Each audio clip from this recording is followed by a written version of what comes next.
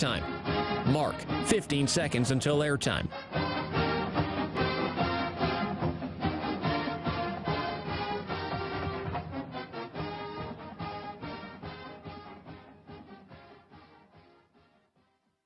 The following is a presentation of Learfield. Welcome to Duck Insider. Our whole athletic department, there's a level of expectations of success. Throw, catch, touchdown, Oregon. He can run and slam. He's back out for a three. Left wing is good. In the air to center, back at the wall. It's out of here. Really excited that we get to rep our Ducks and hopefully come back to Eugene with some championships. Indoor track and field national champion. Oregon repeats as the Pac-12 champion. And for the fourth time in the last 6 years, the Ducks are Pac-12 champions. We have so many teams that are excelling right now, and it's really fun to be a part of.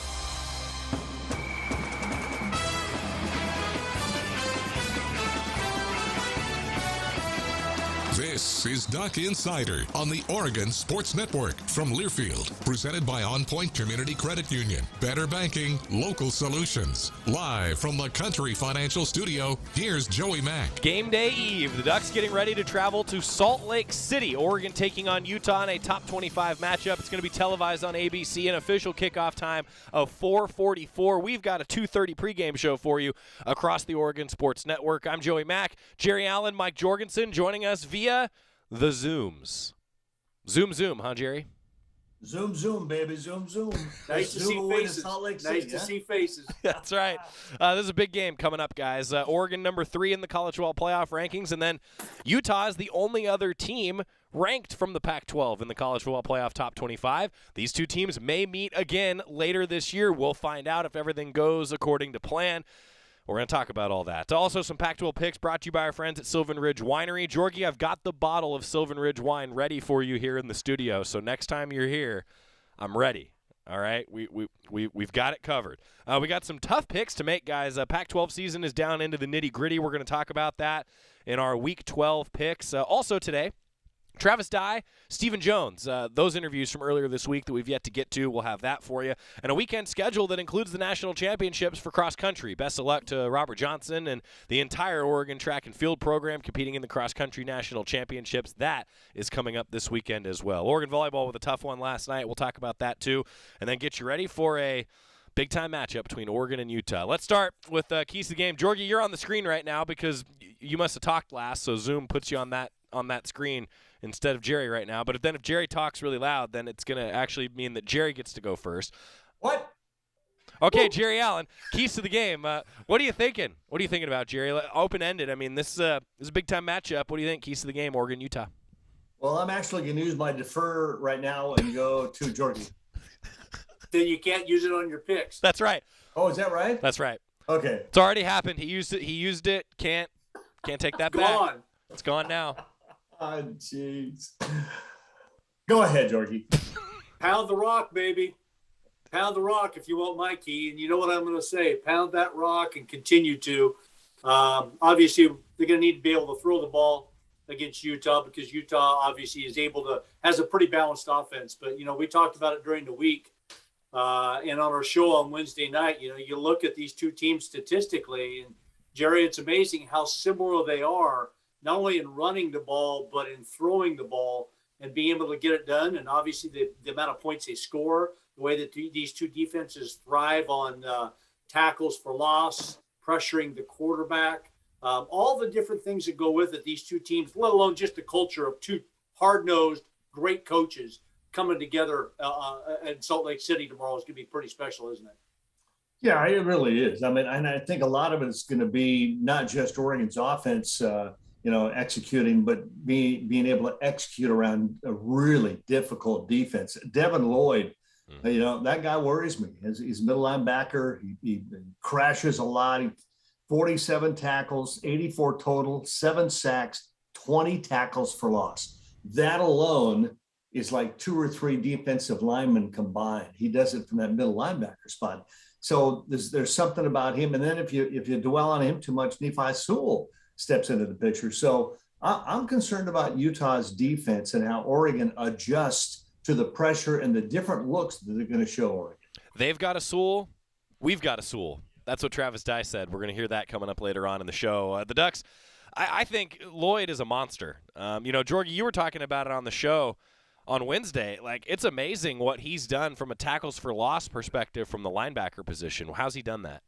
Yeah, well, what Jerry just said, just from the standpoint of allowing a guy like that to freelance a little bit, and it's what Utah's defense does to really disrupt things, knowing that they got Nephi Sewell as another really good inside linebacker. And, their two leading tacklers are the inside linebackers, which is the way you want to draw it up, because that means the D-line is doing their job. Those guys are free to roam. They're free to blitz, make some pressure type of situations. And, I think that's part of what it is such good play up front by their defensive line, but also having two outstanding inside linebackers like that.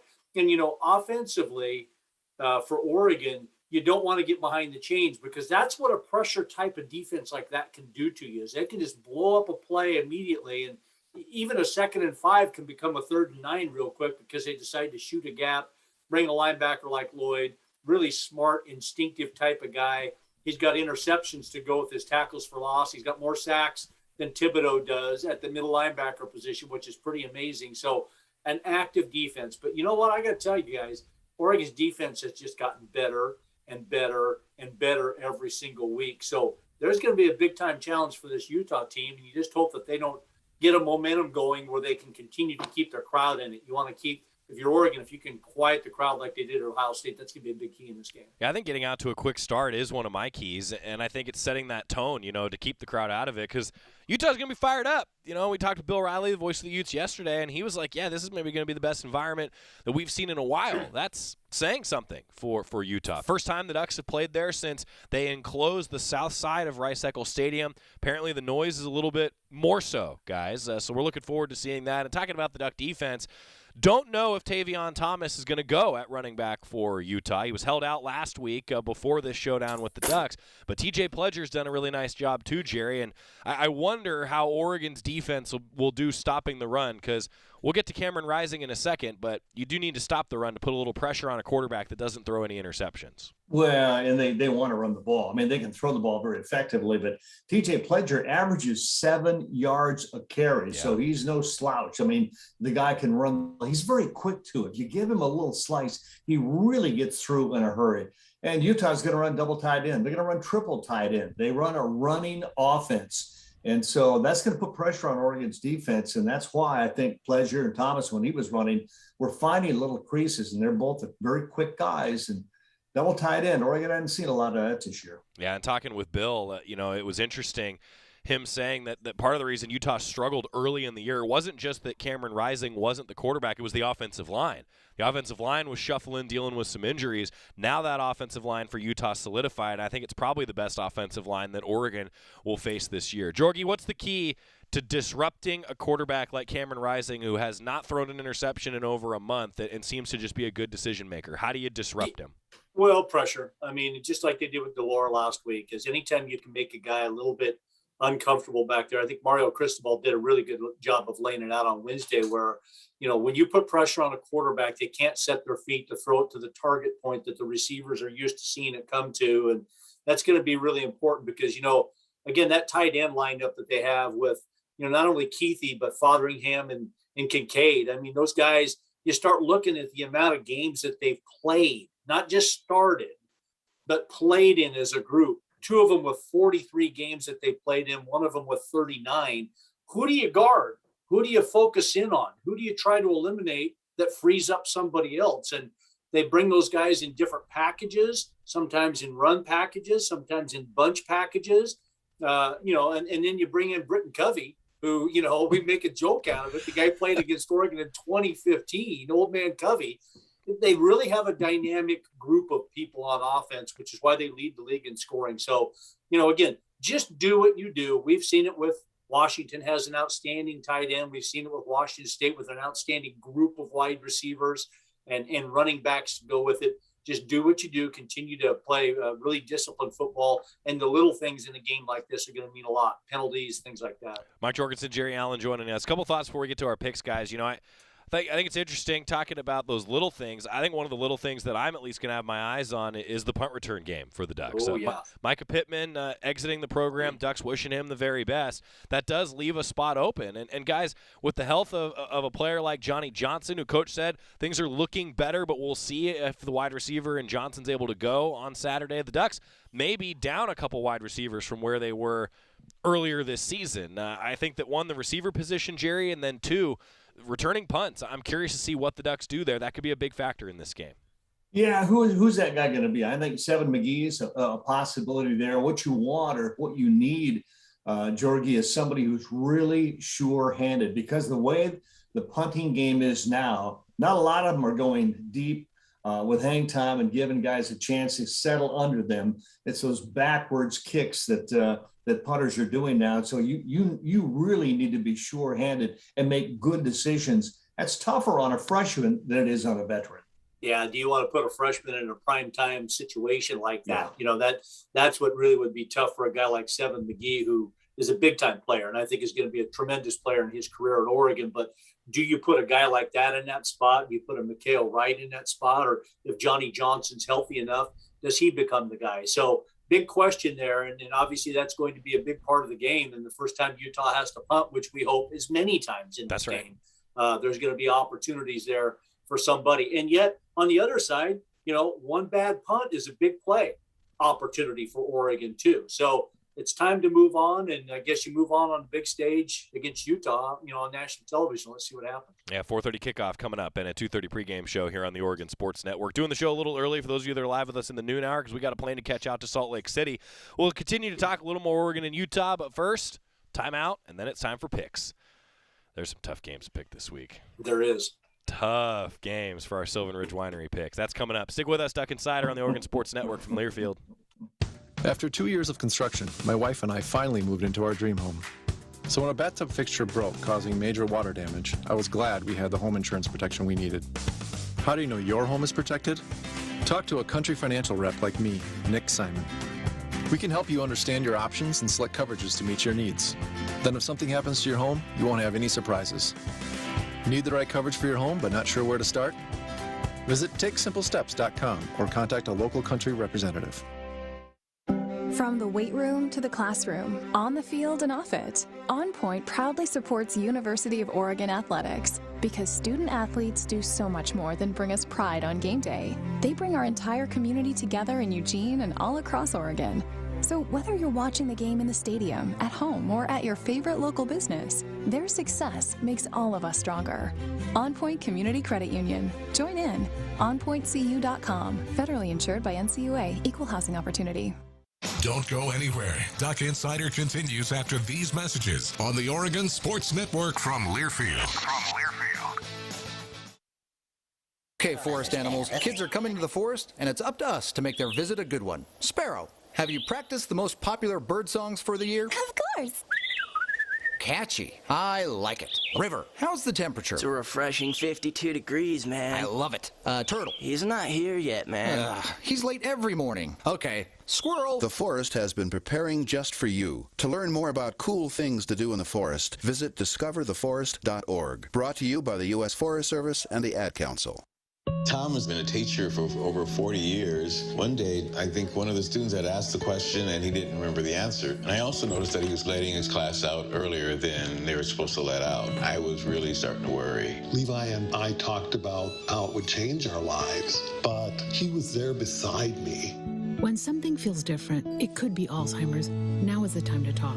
Visit alz.org/ourstories to learn more. A message from the Alzheimer's Association and the Ad Council.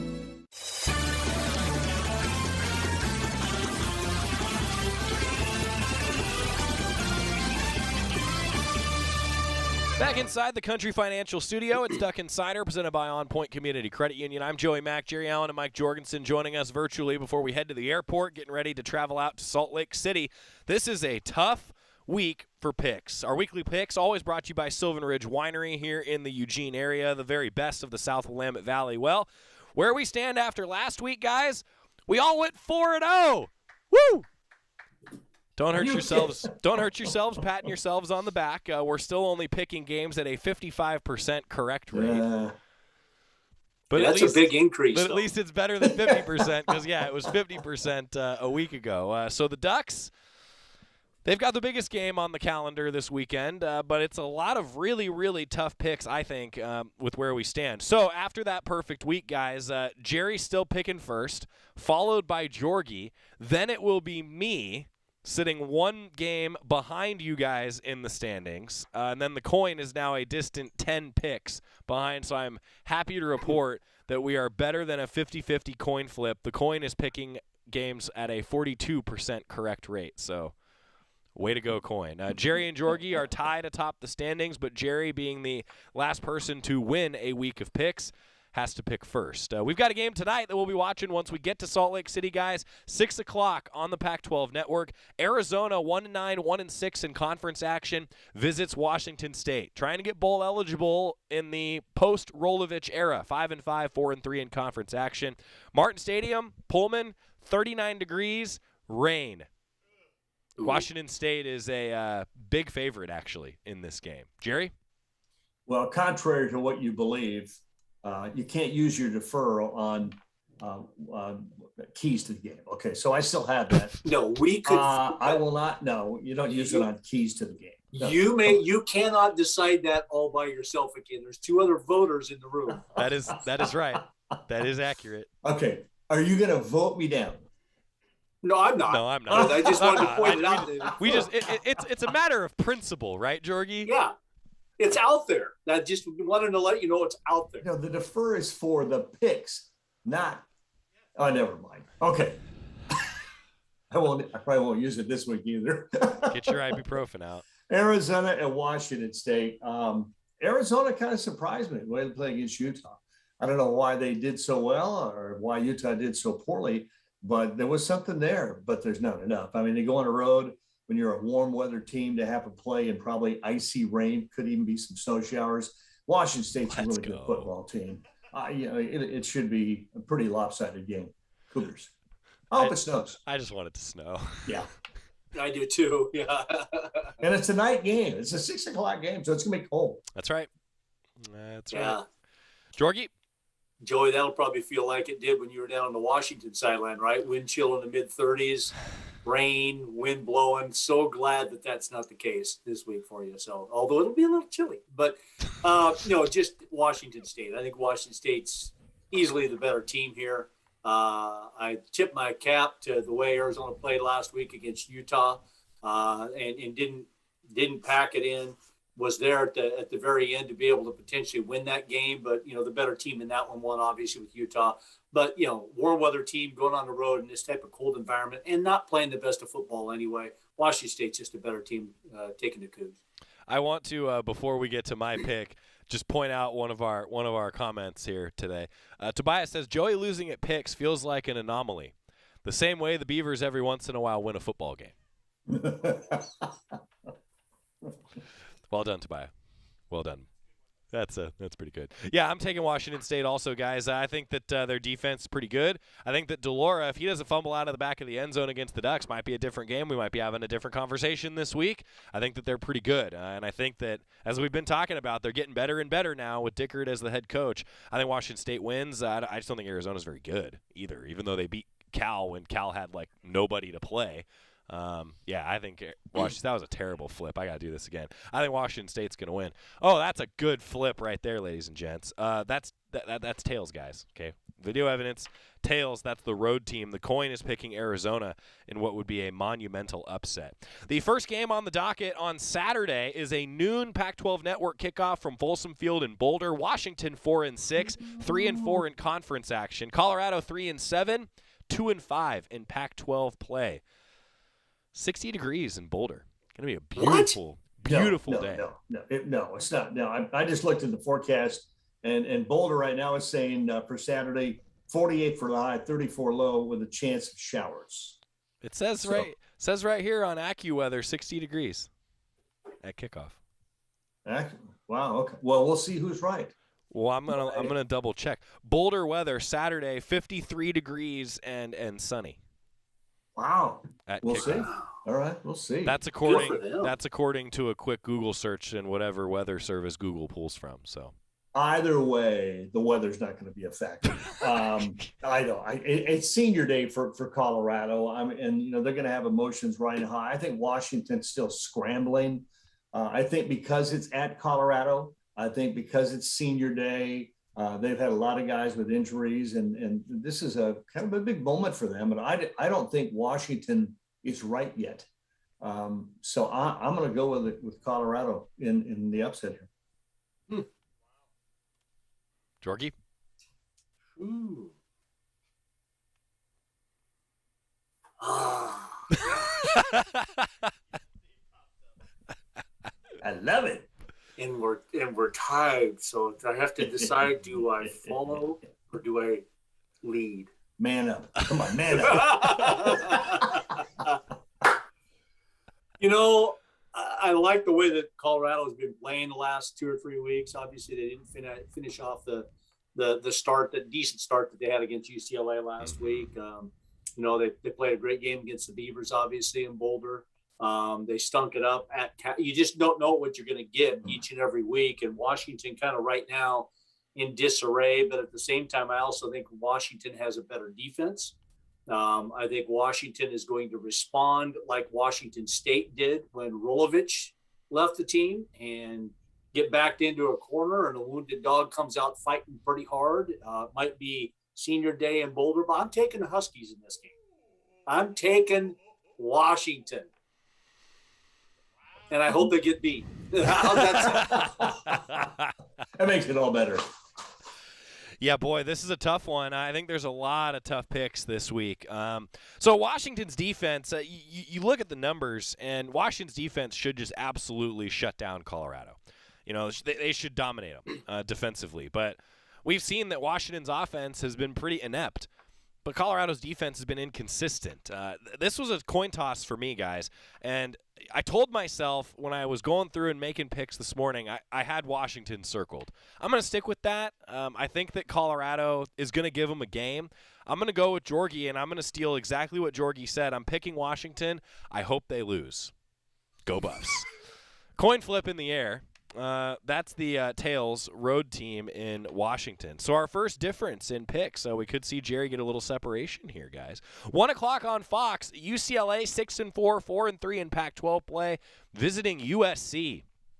Talk about another team that's scrambling a little bit. 4-5, 3-4 in conference action. Jerry, I hope the forecast is right. It's supposed to be 69 degrees and sunny in Los Angeles. And guys, the odds makers expect each of these teams to score about 30-plus points. We might see a shootout in the Los Angeles Memorial Coliseum. Jerry, who you taking in the Battle of L.A.? Well, I checked my forecast. It said 38 with snow showers possible in L.A., so I don't know what to think. This is to me a harder pick because it's a rivalry game. And rivalry games, weird things happen. Mm-hmm. I like Chip Kelly to do some weird things, some strange things, some Chip Kelly things against USC. UCLA is already bowl eligible and feeling good about themselves. And USC is still scrambling. I mean, they've still got all the talent in the world, but they know they're going to have a new head coach coming up. And so I'm gonna go with UCLA. I just feel like Chip Kelly is going to be the difference in this football game. Yeah, Jerry, I'll go along with that too. I just think that UCLA is the mentally stronger team of the two as well. Right now it just seems like USC is so fragile in relation to when something goes wrong, it really goes wrong, and they just kind of pack it in. And somewhat of that is the culture there. I just think that's the culture that is in that particular program. I think that Chip's got a lot better grasp on the UCLA Bruin team. And once they get it going, the only thing that kind of worries me about this game is the biggest weakness with UCLA, their pass defense is not good. Yep. And if USC can do anything, they can throw it. Now, there's no London, obviously, playing for them anymore, which would have been a difference maker. But I'm still going with UCLA. I just think they're the mentally stronger and better team overall in this game. If Drake London is still healthy, I'm picking USC. Yeah. If he's still out there, I think that's enough to have USC win this game. But I agree. I think UCLA is better. UCLA had to play in back-to-back weeks Oregon and Utah, and then a slow start against Colorado, but then I thought they got back to form. They kind of ran away from the Buffs. I think UCLA is still the better team. I think USC is searching for things. So I'm taking UCLA as well. Coin flip. Boy, that was good flips today. Not to pat myself on the back. Heads, home team, the coin taking USC, and the coin is coin's taking some gambles here, guys. We're going to get a timeout when we come back. Cal, Stanford, of course, Oregon and Utah, and then ASU, OSU in a game that you got to pay attention to because if the Beavs lose, the North belongs to the Ducks. And if Oregon wins, North belongs to the Ducks. Game to keep your eye on. Sylvan Ridge Winery picks. Duck Insider back after this on the Oregon Sports Network from Learfield. Dear Exit Strategy, no matter which Toyota you choose, there's an exit from the ordinary to match. See you soon, Toyota. Visit your local Toyota dealer or toyota.com today. Toyota, let's go places. Dear past, present, and future football watchers, football is back! So consider this your official excuse for always putting football watching first, courtesy of Pepsi. That haircut appointment? Seeing the in-laws for the first time in ages. It's been so long! Nope, sorry, Susan, not if it's on Sunday. Long story short, after the year we've all had, we think you could use a little football watching. So crack open a Pepsi and cheer your football watching face off. With love, Pepsi. Made for football watching. That's what I like. Dear Exit Strategy, no matter which Toyota you choose, there's an exit from the ordinary to match. See you soon, Toyota. Visit your local Toyota dealer or toyota.com today. Toyota, let's go places. Duck Insider continues after this timeout on the Oregon Sports Network from Learfield. Okay, man, this is your time. Maybe you didn't choose this, but you're here now. You're going to go out there and be an all-star caregiver. Cook, clean, be there emotionally and physically. You got to dig deeper. Drive them to physical therapy, doctor's appointments, because that's what caregivers do. Don't give up. Show the world that you're tougher than tough.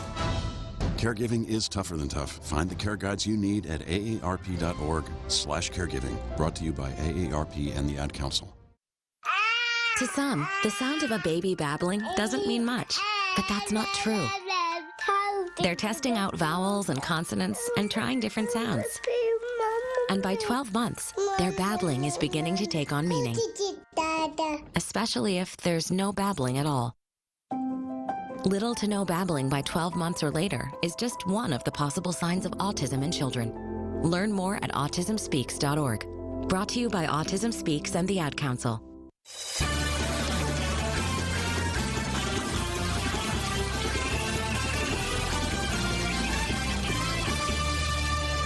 Back inside the Country Financial Studio, it's Duck Insider, presented by On Point Community Credit Union. Joey Mac, joined by Jerry Allen, Mike Jorgensen, making some Sylvan Ridge Winery picks, the very best of the South Willamette Valley, diverse selection of wines, Sylvan Ridge Winery. We were just talking during the break, guys.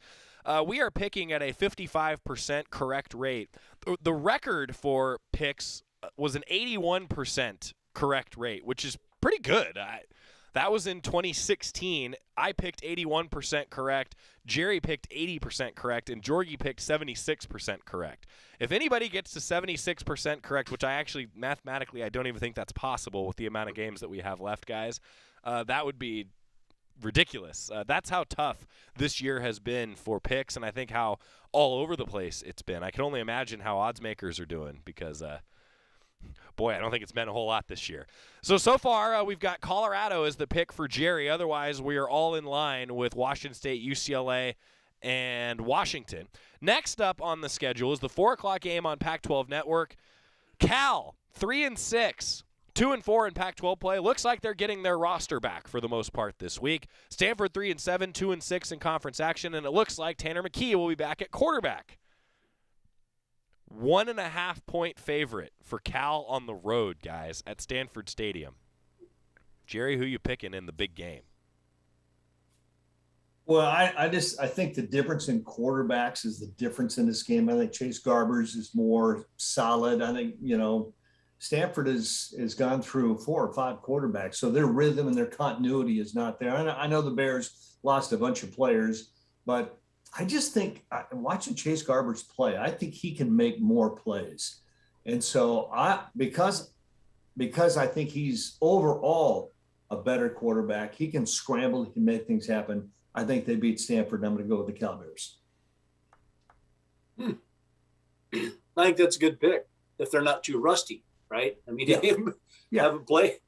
he hasn't played in particular for 3 weeks now. And so it's going to be interesting to see how they come out, but I think they'll be fresh and hungry to get after Stanford. You know, even though Tanner McKee is going to play in this game, they don't have the balance on offense that they need to be able to have to beat what I think is a pretty good Cal team overall. Yeah. You know, it's too bad they didn't have players against Arizona, because they would be playing for bowl eligibility as the season goes on, instead of not being able to play last week and playing with half a team against Arizona. I just think this is a better team than their record shows. And because of Chase Garbers and because of the way that team plays overall, I think Cameron Good's going to get after McKee and that pass rush a little bit. I think they're pretty good on defense too. So I'm taking Cal in this one as well.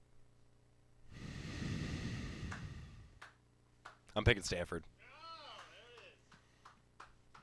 Wow. I'm picking Stanford because I have picked Cal for the Chase Garbers reason 3 times this year, and they are 0-3 in those games.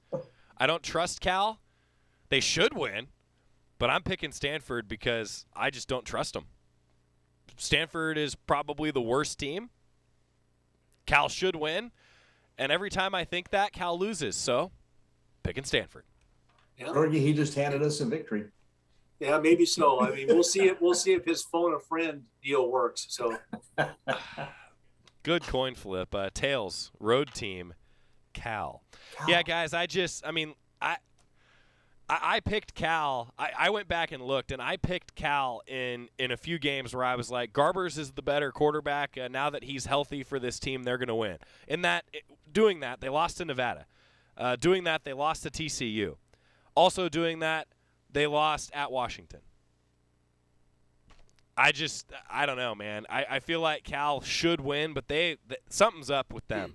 I don't have the faith to pick them anymore because they're the reason that I'm sitting 1 pick behind you guys. Yeah, right now. I was just going to say that, because you're 1 pick behind really is why. So. Yeah. You know what keeps going through my head with Joey and Cal? I'm never going to pick them again. I'm never going to pick them again. Maybe they are going to be my never pick them again, because every time it's burned me. I thought that Cal would be so much better this year. I thought they would beat TCU. I thought they would beat Nevada. I thought they would beat Washington. I mean, everything that's gone on since then, sure, that's hurt their season. But, guys, I thought Cal would be a lot better this year with Garbers at quarterback. Not as good on defense, and it's showing. So, yeah, I'm going to take Stanford. So that means we got a chance for me to be 2 picks behind Jerry, potentially. Or be ahead. Yeah. I could tie Jorgie, but I couldn't. I can't jump you guys, is where we're at. Unless something weird happens here. The 4:30 game, Oregon and Utah. We won't pick it, but I did see Dave asking for a weather forecast. So, Jerry, correct me if I'm wrong. I got 50 degrees and partly sunny in Salt Lake City at kickoff at 4:30.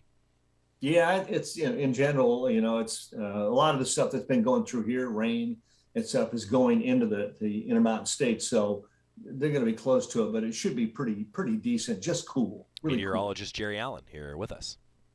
Thank you, Jerry. 7:30 on ESPN. Arizona State 7-3, 5-2 in Pac-12 play, second place behind Utah in the South standings. Oregon State 6-4, 4-3 in Pac-12 play, second place behind Oregon in the Pac-12 North standings. Reser Stadium in Corvallis. Arizona State hitting the road. Beavers are bowl eligible. Got that monkey off their back. Jerry, who's going to win? Yeah, it's my turn. Well, I don't know. Might as well just ask me. Okay, Jorgie, who's going to win? Well, I'm just waiting for the deferral. Defer. Here it is. See? Yep, I'm deferring. It was the perfect wait. This is the game I would have waited for, too. Great thinking. Boy, this is a tough one. 2 teams that can run the ball, 2 teams that can score, 2 defenses that I haven't quite figured out if Oregon State's headed the right direction or wrong direction. I don't think Stanford tells us anything. Arizona State obviously struggled against Washington, and all of a sudden they woke up in the fourth quarter and did it on the road, but everybody's beating Washington on the road, it seems like. So, man, I'll tell you,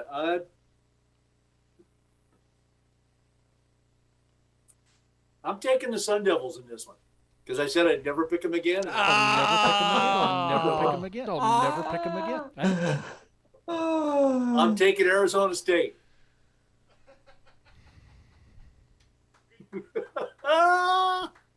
Never going to pick them again.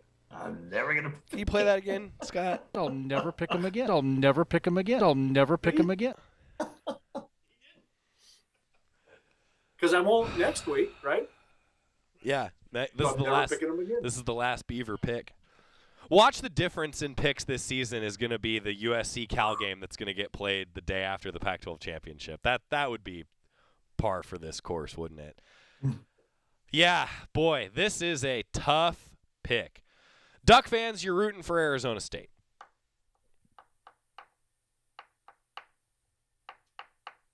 I think Chance Nolan can be a real difference maker for the Beavers. The quarterback for the Beavs has done a nice job in a few games this year that's really made a difference. Arizona State should be so much better than they are. I mean, they've got one of the most experienced quarterbacks in Daniels. They've got a senior and junior laden roster. They should be so much better than they are.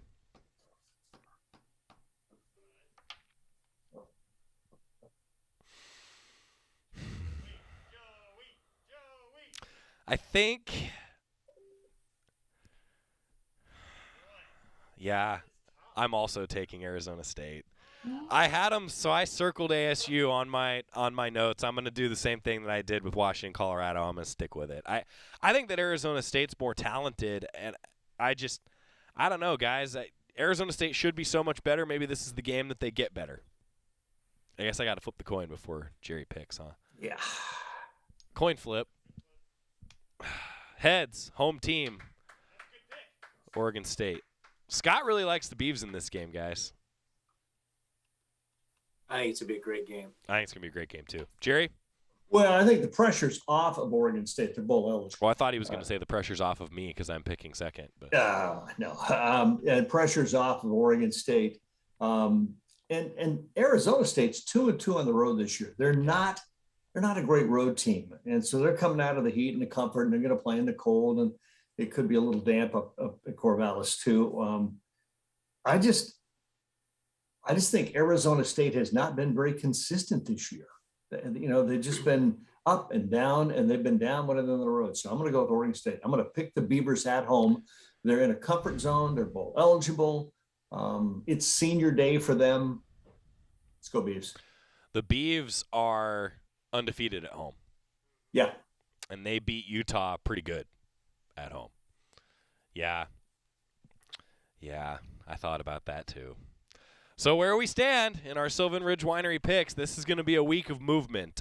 Everybody's picking Washington State. Everybody's picking UCLA, so we won't even be watching those games. Jerry's picking Colorado. I am picking Washington, as is Jorgie. Jerry and Jorgie take Cal. I'm taking Stanford. And Jorgie and I are taking Arizona State. Jerry is taking Oregon State. Jerry could, in theory, get a 2-pick lead out of this. With one game left? With 1 week left. Or 1 week left, yeah. And remember, next week, guys, we're planning on doing picks probably Tuesday because of the holiday and the short week. So we'll have to make picks a little earlier in the week than we're used to. Boy, this is going to be interesting. So I don't like that I'm picking the exact same as Jorgie except for one game. I am not a fan of that. That means that all I can do is tie Jorgie, and Jerry could come crashing down into second place. Crashing down to what? One game behind? You would be. Watch what's going to happen. Is Oregon State's going to win, and then Washington's going to win, and we're going to end up right back where we were to start this. But then Stanford's going to get the win, and we're all going to be tied heading into the last week. Go sniff some more glue. He's Mike Jorgensen. He's Jerry Allen. I'm Joey Mac. Do we have any glue in here? Picks are brought to you by Sylvan Ridge Winery. We have some wine. Sylvan Ridge Winery, representing the very best of the South Willamette Valley. 4 decades, 3 generations of hospitality at Sylvan Ridge Winery. See you guys at the airport. All right. Go Ducks. Thanks, guys. Thanks. interesting week, everybody. When we come back, we're going to hear from Travis Dye because that's what we need to do at this point in the show on the Oregon Sports Network from Learfield. From the weight room to the classroom, on the field and off it, On Point proudly supports University of Oregon athletics because student athletes do so much more than bring us pride on game day. They bring our entire community together in Eugene and all across Oregon. So whether you're watching the game in the stadium, at home, or at your favorite local business, their success makes all of us stronger. On Point Community Credit Union. Join in. OnPointCU.com. Federally insured by NCUA. Equal housing opportunity. Is that the sound of an ooey gooey cheesy crunchy slice of P-I-Z-Z-A? Obviously. But as good as that sounds, we think it can get even better. Oh yeah, that's the sound of a freshly opened fizz-filled Pepsi. The only thing that can take this flavor medley of crunchy dough, mouth-watering cheese, and savory sauce to the next level. How about another bite? Pepsi and pizza sound like a match made in heaven and taste even better. Pizza, better with Pepsi. That's what I like. Duck Insider, your home for the latest news on Oregon athletics on the Oregon Sports Network from Learfield. It's 4 a.m., Monday, and you're literally sucking baby snot through a tube because she's congested. Man, that's love. And if you love her that much, love her enough to make sure she's buckled in the right car seat. To make sure your child's in the right seat for their age and size, visit nhtsa.gov/the right seat. Show them you love them. Keep them safe. Visit nhtsa.gov/the right seat. Brought to you by the National Highway Traffic Safety Administration and the Ad Council. America, your children have an amazing superpower. They can help save lives by not having play dates. That's right. By replacing get-togethers with virtual play dates and video chats, they can help slow the evil spread of germs. And if your superheroes do go outside, make sure they continue their superhero wing by staying 6 feet away from others to protect everyone in America land. Find out more at coronavirus.gov. A message from the CDC and the Ad Council.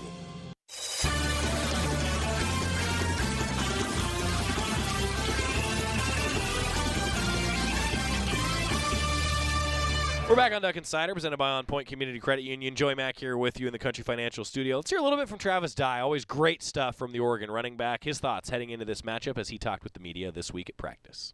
When you guys are watching Devin Lloyd on tape, what stands out to you? Oh, what doesn't? You know, he's a great player. You know, he does everything right. You know, he's super physical. You know, he's super athletic, and it's going to be a fun matchup. What's the process like for you in the run blocking game? Do you shade a little extra attention, just kind of know that he's there whenever you? I always emphasize run blocking game every single week. So you know, it's nothing different. But yeah, it's going to be a little bit more of a challenge. He's a bigger guy. He's a faster guy, and you know, I accept that. You know, I can show what I could do against him, a guy like that. That excites me. You know, he's a great player though, and it's going to be fun. AB's been really effective with his runs the last month or so. As a running back, do you feel like he's taking some attention away from you towards him, which opens up lanes for you to run the ball better? Are you seeing the payoff of that? Oh yeah, you know, AB, he's just such a great runner, and so now teams have to respect him, you know, whatever he does, you know, and so it's great that he got to show the world that the past few weeks. You know, he's a great runner, and he can hit the hole hard, and you know, he has eyes like a running back for sure. Not just those interior pass rush guys, Travis, but on the outside, those edge guys.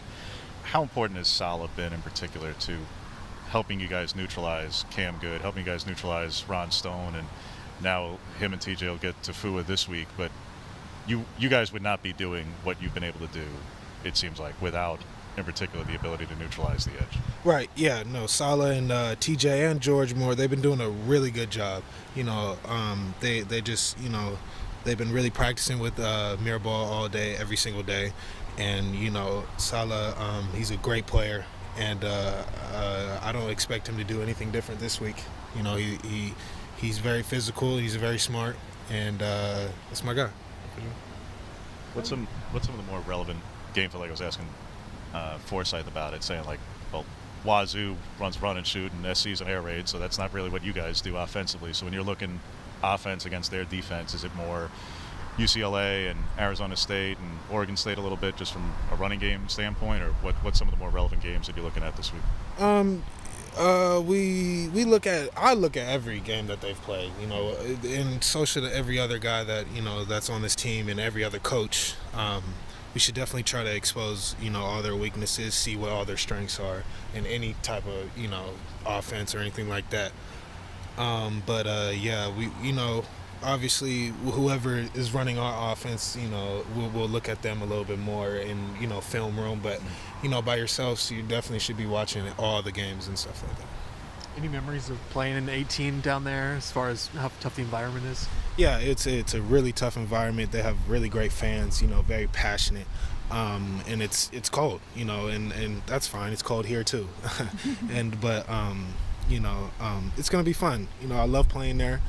Last time we didn't come out with a W, and it's been in the back of my mind for a little bit, and I can't wait to get my rematch.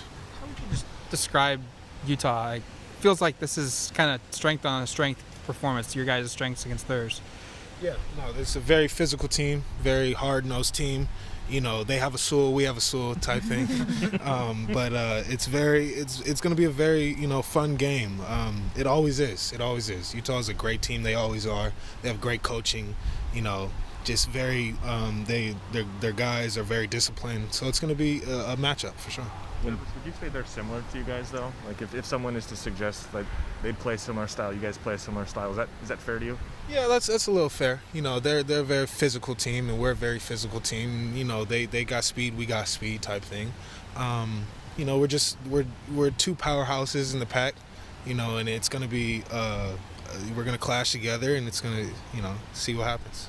With how important DJ Johnson has been in terms of blocking in the run game in particular, when he doesn't go last week, we'll see what happens this week. But what do you see from the young guys, from Terrence and Mo last week, where blocking in space may have been a little bit of a challenge early in the season? It seemed like last week they made real progress there. Mo on a couple plays alongside you there inside the box. Yeah, T. Ferg and Mo, they've been doing a really great job, with Coach Bobby and Coach Cristobal and Coach Mirabal, just getting with them and knowing who to block, how to block, keeping their hands inside, keeping their hips moving and all that jazz. They're great, hard-nosed players, and they're very smart again, and I have no problem with them being in. I have no worry or anything like that they're not going to get their block or anything like that. It would be nice to have DJ back, but it's no drop-off for sure. We all know that every week it's the 1-0 mentality. You take it game by game. But is there any added weight to this matchup given what's at stake and that Utah is now in the top 25? I would like to say no. It's a 1-0 mentality all the time. But just like Washington, there's just a little bit something there, right? You can't really go away from that. You can't fake that. That's where the energy comes from, and it's just gonna show itself up on Saturday, and all we have to do though is just go 1-0 though every play. Do you guys feel like there's a target on your back? I mean, I know there's probably that saying that there is, but do you guys actually feel like there is one, whether it be just in the Pac-12 or the entire college football world? Yeah, but we embrace that kind of thing. We want the target on our back type of thing. It brings the best football out of us, and that's okay with us. It feels like, outside perspective, every big game you guys play in the last couple of years, your team has played really well. Like, what do you attribute that to? It doesn't feel like you guys have ever been shy of the big moment. Yeah, it's all about our attitude. We don't back down from any challenge. You fear no man. You just go in there, you play the game that you've been playing since you were 5 years old. We have a lot of guys with that type of attitude, that type of mindset. Just no one can beat us, no one can out-strengthen us, no one can outdo us, anything that we do, our Oregon football. As long as we all got that mindset, there's no team that we'll be scared of ever. How do you handle in game when a fumble happens, Travis? I mean, it's part of the game, but are you a guy who immediately doesn't account? Like, I didn't watch you on the sideline, but did you take off and do push-ups or something for accountability during a game, or your guy does something like that, or does that, do you say something even to yourself, yell at yourself, whatever the case is? Yeah, in the moment, it's a darn, you can't fumble type thing. But I have to. This is where practicing that type of mindset in a game like that is when you fumble. What are you gonna do? You're gonna crumble. You're gonna shut down for the whole game, or you're gonna come back and you're gonna next play. Want to know the next play. It's hard. It's definitely super difficult, and I've definitely grown a lot since I was a freshman or a sophomore. But Coach Feld, he's definitely prepared me for times like that. Just when it happens, go to the facts. You fumble, that's fine. Move on to the next play. Don't let that play affect the next one. A lot of the mindset training that Aaron Feld has talked with us about on the Coach's Show when he's been on, and what Coach talks about too, you have to coach that mindset. It's not just the physical coaching, it's the mental coaching of the game. That's what Travis Dye is getting to there toward the end of that interview. When we come back, Stephen Jones, a guy who he says Baby Dye is his boy. Well, an offensive lineman who feels that way about his running back, good things tend to happen. We're going to hear from Stephen Jones next on the Oregon Sports Network from Learfield. As my family continued to grow, I realized I'd have to replace my beloved Jeep with something that has, well, more seats. I'm Jason Hines, Country Financial Rep and father of 7. Whether you're upgrading from your sporty ride with no room for a car seat or finally replacing your well-loved beater that still has a cassette player, you'll want the right protection for your new car. Work with a Country Financial Rep like me and get the protection you need at a price you can afford. Learn more at TakeSimpleSteps.com or contact a local Country representative. From the weight room to the classroom, on the field and off it, On Point proudly supports University of Oregon athletics because student athletes do so much more than bring us pride on game day. They bring our entire community together in Eugene and all across Oregon. So whether you're watching the game in the stadium, at home, or at your favorite local business, their success makes all of us stronger. On Point Community Credit Union. Join in. OnPointCU.com. Federally insured by NCUA. Equal housing opportunity. This is Duck Insider. Duck Insider on the Oregon Sports Network from Learfield. When might you be buzzed? When you suddenly love everything. You guys! I love this song! I love these nachos. I love our kickball league! Ugh! I love this guy! What's your name? You know what I'd love? A ride when it's time to head out. If you see a buzzed warning sign, call for a ride when it's time to go home. Buzz driving is drunk driving. A message from NHTSA and the Ad Council. I love your car. Is this real leather? Hey, so what's a great way to spread awareness that driving high is illegal everywhere? A catchy song, of course. You can run, but you can't drive high. You can run, but you can't drive high. Friendly reminder, don't drive high. If you feel different, you drive different. Brought to you by NHTSA and the Ad Council.